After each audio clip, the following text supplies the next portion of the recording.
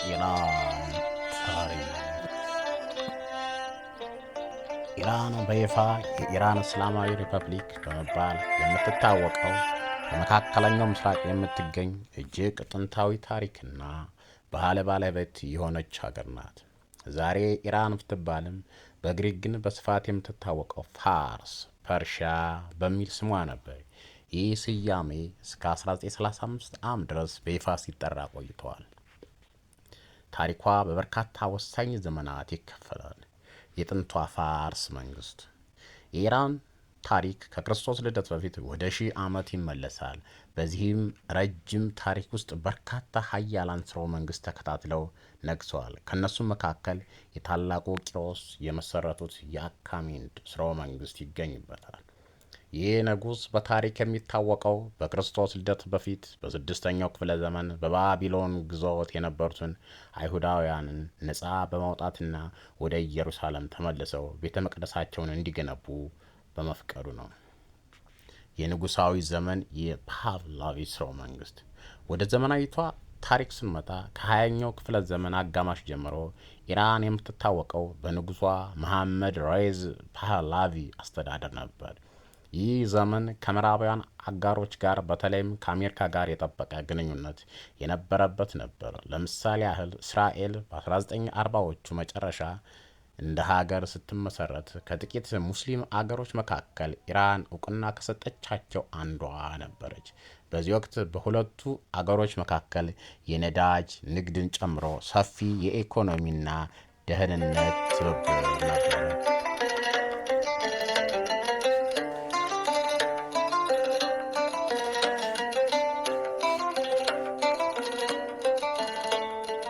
የእስላማዊ አብዮትና የኢራን ኢራቅ ጦርነት። ኢኤአ በ1979 በተካሄደው ኢስላማዊ አብዮት የንጉሳዊ ስርዓት ተገርስሶ በአያቶላ ካሚኒ መሪነት የኢራን እስላማዊ ሪፐብሊክ ተመሰረተች። ይህ አብዮት የሀገሪቱን የውጭ ግንኙነት ሙሉ በሙሉ ለወጠ። ከዚህ አብዮት ከአንድ ዓመት በኋላ በ1980 በሳዳም ሁሴን የምትመራው ኢራቅ በኢራን ላይ ወረራ ፈጸመች። ይህም ለ8 ዓመታት የዘለቀ አሰቃቂ ጦርነት አስነሳ። ጦርነቱ ከሁለቱም ወገን ከ1.5 ሚሊዮን በላይ ሰዎችን ሕይወት የቀጠፈ ሲሆን $560 ቢሊዮን የሚገመት የኢኮኖሚ ውድመት አስከትሏል።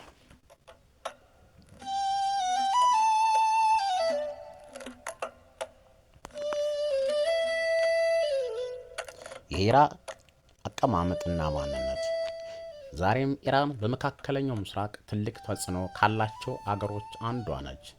መገኛዋም በስተሰሜን በካስፒያን ባህር፣ በስተደቡብ ከፋርስ ባህረ ሰላጤና ከኦማን ባህር ጋር ትዋሰናለች። በምዕራብ ከኢራቅና ቱርክ፣ በምስራቅ ደግሞ ከአፍጋኒስታንና ፓኪስታን ጋር ድንበር አላት። ህዝቧ ወደ 85 ሚሊዮን የሚጠጋ ህዝብ ያላት ሲሆን ዋና ከተማዋ ቴህራን ናት። ኢራናውያን የአርያን ዘር ነን ይላሉ። ኢራን ማለት የአርያን ሀገር ማለት ነው። ቋንቋቸው ይፋዊ ቋንቋቸው ፋርስኛ ሲሆን ገንዘባቸው ደግሞ ፋርስ ሪአል ይባላል።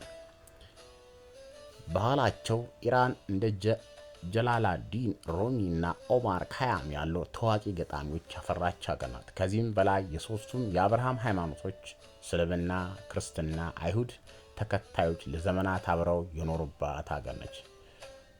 እርግጥ ነው የኢራን ታሪክ በጣም ትልቅ ከመሆኑ የተነሳ ለመዳሰስ ብዙ የሚቀሩ ነገሮች አሉ። ቀደም ሲል ከተጠቀሱት ዋና ዋና ክንውኖች ባሻገር የሚከተሉት ተጨማሪ ታሪካዊና ባህላዊ ነጥቦች ማዕከል ፈልጋለሁ።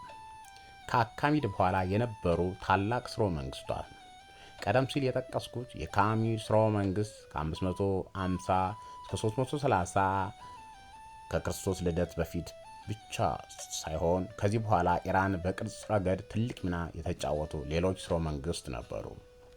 አንደኛ የፓርቲያን ስርወ መንግስት ከ247 ዓመት እስከ 224 ዓመተ ዓለም ከአሌክዛንደር ዘመን በኋላ ብቅ ያሉት እነዚህ ገዢዎች የሮማን ግዛት ተቃዋሚዎች ነበሩ። ለዘመናት ከሮማውያን ጋር ሲፋለሙ የቆዩ ሲሆን የኢራን ሉዓላዊነት ጠብቀው በማስጠበቅ ታዋቂዎች ናቸው። ሁለተኛ የሳሳኒድ ስርወ መንግስት ከ224 እስከ 656 ይህ የመጨረሻው ታላቁ የፋርስ ግዛት ከመምጣቱ በፊት ነበር። በዚህ ዘመን የኢራን ባህል ጥበብና የሥነ ሕንፃ ከፍተኛ ደረጃ ላይ ደርሰው ነበር። ከምዕራቡ የሮም ግዛትና ከባይዛንቲን ግዛት ጋር የሚወዳደር ኃያል ግዛት ነበር።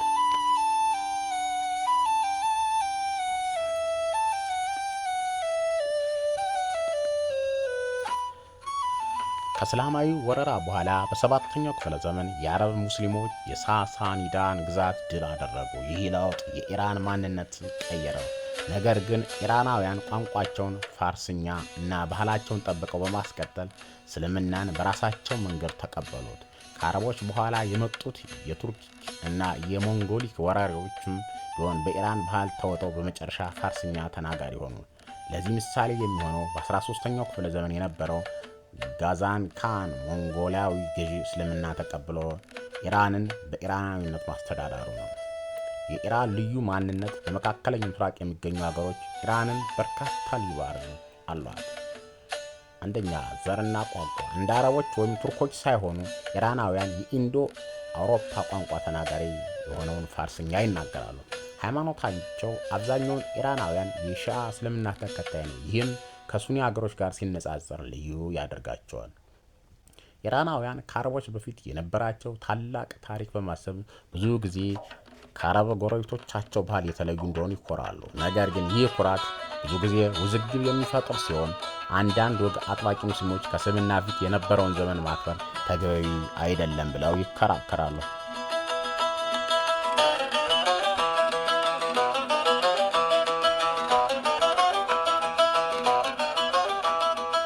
ቀደም ሲል ከጠቀስኳቸው በጣም በተጨማሪ ሮሚ፣ ኸያም፣ ኢራንና ሌሎች በዓለም ታዋቂ የሆኑ ሰዎችን አፍርታለች። አቪሴና በ10ኛው ክፍለ ዘመን የኖረ ታዋቂ ሐኪምና ፈላስፋ ነው። የእሱ መጽሐፍ አልቃኑን ፊ አልአቂል የሕክምና ቀኖና ለዘመናት በአውሮፓና በእስያ ዩኒቨርሲቲዎች ይማር ነበር።